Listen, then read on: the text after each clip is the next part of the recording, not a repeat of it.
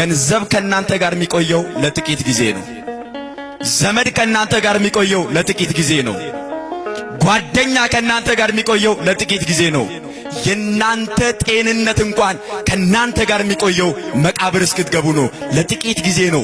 በዚህኛውም ዓለም በሚቀጥለውም ዓለም ለዘላለም የማይለየን መድኃኔዓለም ነው። እርሱን ነው መደገፍ ያለብን፣ እርሱን ነው መጠየቅ ያለብን፣ ለእርሱ ነው መገዛት ያለብን፣ ለእርሱ ነው መታዘዝ ያለብን።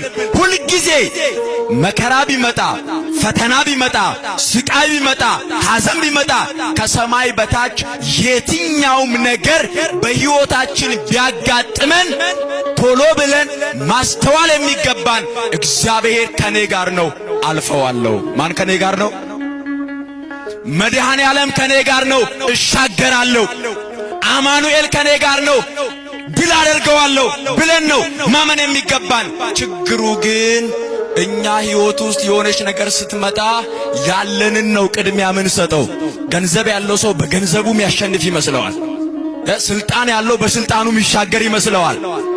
ዘመድ ያለው በዘመዱ የሚያልፈው ይመስለዋል። ገንዘብም ስልጣንም ዕውቀትም ብልሃትም ጉልበትም ኃይልም አላፊ ጠፊ ነው። ለዘላለም የሚያሻግር ማን ብቻ ነው?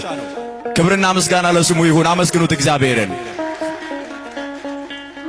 ሕይወት በመካከላቸው ሳለ ስለ ሞት ይጨነቁ ነበር። በጣም ፈሩ፣ ደነገጡ። ከዚያ በኋላ ጌታ ሆይ አሉት። ጌታ ሆይ፣ ያው ቀኑን ሙሉ እየሰበከ ነው የዋለው፣ ቀኑን ሙሉ እያስተማረ ነው የዋለው። ደክሞታል፣ አንቀላፋ፣ ተኛ። ከዚያ በኋላ መጡና ጌታ ሆይ ስንጠፋ አይገድህምን? ልንሞት ነው፣ ልንጠፋ ነው። ውሃ ወደ ታንኳይቱ ሊገባ ነው። እባክህን አድነን፣ በሞትና በሕይወት መካከል ያለነው ታደገን አሉት። መለመናቸውም አንድ ነገር ነው። እየሰማችሁ ነው አይደለ? እስኪ እንለምነው እግዚአብሔርን። አሁን መረዳት ያቃተን ትልቁ ነገር እግዚአብሔር አባታችን ነው። እግዚአብሔር ምናችን ነው? እንደ አባትነቱ ያደርግልናል። እንጠይቅኛ ስለ ጸሎት ባስተማረበት ክፍል የቅዱስ ማቴዎስ ወንጌል ምዕራፍ 7 ላይ ጌታችን ኢየሱስ ክርስቶስ ቀድሞ ካስተማረ በኋላ ለምኑ ይሰጣችሁማል፣ ፈልጉ ታገኙማላችሁ፣ መዝጊያንም አንኳኩ ይከፈትላችሁማል እያለ እያስተማረ ቆየና ከዚያ በምሳሌ ደግሞ ነገራቸው። እንደዚህ አለ፣ ከእናንተ መካከል አለ ልጁ አሳ ቢለምነው ለልጁ አሳውን በመስጠት ፈንታ አሳውን ትቶ ለልጁ እባብ የሚሰጥ ወላጅ አለ ወይ አለ። ኧረ በስመ አብ! የለም። እነሱ ያው የሚመገቡት አሳ ስለሆነ አሳ ነው። እስራኤል አካባቢ ባህር ዳርቻ የሚኖሩ ናቸው። በሚያውቁት ነው የነገራቸው። እስኪ እኛ ጋር እናምጣውና የምናውቀውን እናስገባ። ቀጥሎ እንደዚህ አለ፣ ልጁ ዳቦ ቢለምነው አለ ዳቦውን ትቶ ለልጁ ድንጋይ የሚሰጥ አለ ወይ አለ።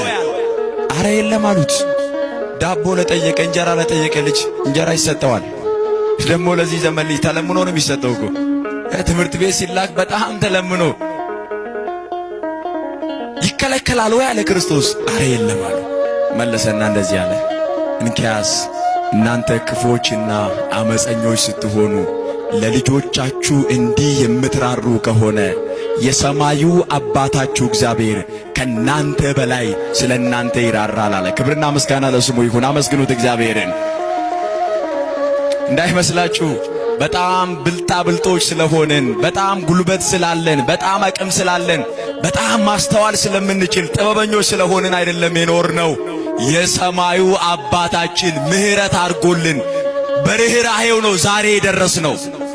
ስለዚህ እናንተ ለልጆቻችሁ እንዲህ የምትራሩ ከሆነ አለ ለልጆቻችሁ የምትጨነቁ የምታስቡ ከሆነ ያውም አመፀኞች ሆናችሁ፣ ያውም ኃጢአተኞች ሆናችሁ፣ ያውም ክፋት ሞልቶባችሁ፣ ነገር ግን ለልጆቻችሁ የምትራሩ ከሆነ የሰማዩ አባታችሁ ከናንተ በላይ ስለ እናንተ ያስባል፣ ደግሞም ይራራላችሁ።